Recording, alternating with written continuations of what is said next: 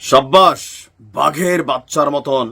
হ্যাঁ, বাঘের বাচ্চা না, আমার কাছে মনে হয় যে বাঘ তিনি বৃদ্ধ হয়ে গেছেন, কিন্তু বাচ্চা বাঘদেরকে সাহস যোগাচ্ছেন। যার কাছে মনে হয় যে এই বাঘের হুঙ্কার ভাল লাগছে শুনতে, শেয়ার করবেন, কারণ ইরান আত্মসমর্পণ করবে না। ডোনাল্ড ট্রাম্প বলছে যে এমন পরিণতি করব ইরান তোমাদের, যেটা তুমি কল্পনা করো নাই। ইসরায়েল যা করছে এর চেয়ে 10 গুণ বেশি হবে। পারস্য উপসাগরে যুদ্ধ জাহাজ অবস্থান করছে।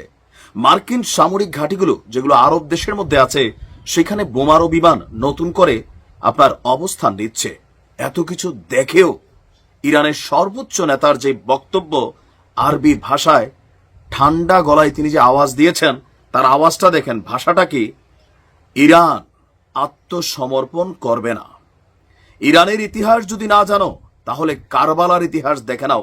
ভাই, শরীরের পশম দাঁড়াই গেছে মিউজিক টিউজিক দিয়ে যেভাবে ভিডিওটা আসছে। দর্শক, ইরানের সর্বোচ্চ নেতা বলছেন ডোনাল্ড ট্রাম্পকে উদ্দেশ্য করে এবং ইসরায়েলকে উদ্দেশ্য করে, যারা ইরান এবং এর ইতিহাস ভালো করে জানে না, এবং যারা জানে তারা একটা জিনিস কনফার্ম থাকে যে ইরানিরা হুমকির ভাষার প্রতি ভালো সাড়া দেয় না। আর আমেরিকানদের জানা উচিত যে যুক্তরাষ্ট্রের যে কোনো সামরিক হস্তক্ষেপ নিঃসন্দেহে অপ্রতিরোধ্য পরিণতি বয়ে আনবে।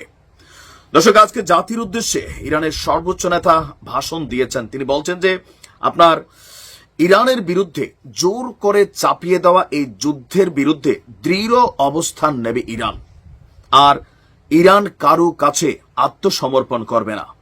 বন্দুকের নলের মুখে অথবা যুদ্ধ বিমানের মুখে ইরান কোন ধরনের চুক্তিতে স্বাক্ষরও করবে না, কারণ ট্রাম্প বলতেছিল যে ইরান নিঃশর্তভাবে তোমাদের টেবিলে থাকা ফাইলটাতে সাইন করো। যুদ্ধ থেকে বাঁচতে হলে, ইসরায়েল থেকে বাঁচতে হলে তোমরা জানো আমার সাথে যোগাযোগ করার ভাষা কি। মানে ট্রাম্প বুঝাইছে ইরানকে পরমাণু নিরস্ত্রীকরণের জন্য যে চুক্তি বা আমেরিকা যে শর্তগুলো দিচ্ছে, একটা ফাইল, এই ফাইলে ইরান শুধু সাইন করে দিবে, তাহলেই নাকি রক্ষা পাবে। কিন্তু ইরান বলছে ভিন্ন কথা। আমি জানি এই যুদ্ধে ইরানের জয় হবে না, এটা আপনি নিশ্চিত থাকেন। যদি আমেরিকা জড়ায়, আমেরিকা যে কোনো একটা হামলা চালাবে। আমার মন বলছে এই কারণে যে সিমটম গুলো দেখেন, হঠাৎ করে আরব রাষ্ট্রগুলোতে থাকা মার্কিন যে সামরিক ঘাঁটি, সেখানে কিন্তু বোমারু বিমান আইনা আইনা থুপ দিচ্ছে। আমাদের আরব রাষ্ট্রগুলোর যেই রাজারা আছেন, তারা কি বাধা দিচ্ছেন না? ইরান তার প্রতিবেশী রাষ্ট্রগুলোকে আহ্বান জানাচ্ছে যে তোমাদের আকাশ সীমা অথবা তোমাদের ভূমিকে ব্যবহার করতে দিও না। ইরান একা লড়াই করতে প্রস্তুত আছে, শুধুমাত্র তোমাদের আকাশ সীমাগুলো তোমরা ব্যবহার করতে দিও না, অথবা আমাদেরকে বাধা দিও না। আমার আগের ভিডিওটা দেখে নেবেন, ইরানের একটা মিসাইল ইসরায়েল পর্যন্ত যেতে কত ধাপ পার হইতে হয়। এর মধ্যে 3টা ধাপই আমাদের আরব রাষ্ট্রগুলোর কারণে হচ্ছে।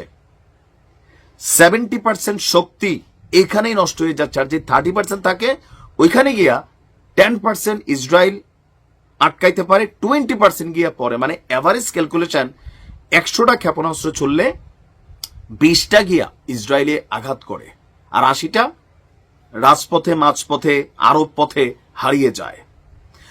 সর্বোচ্চ নেতা বলছেন যে সকল বাহিনীর প্রধানদের সাথে বৈঠক হয়েছে, সিদ্ধান্ত এই লড়াই চলমান। কোন রকম জোরপূর্বক ধমক টমক দিয়া ইরানকে দমানো যাবে না।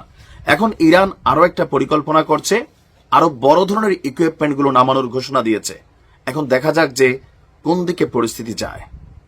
তবে ডায়লগ শুই না, আমরা যখন ছবি দেখি ডায়লগ শুনেই কলিজা শান্তি হয়। এই যে ভয় পাচ্ছে না, আল্লাহ ইরানকে হেফাজত করুক। ভালো থাকুন।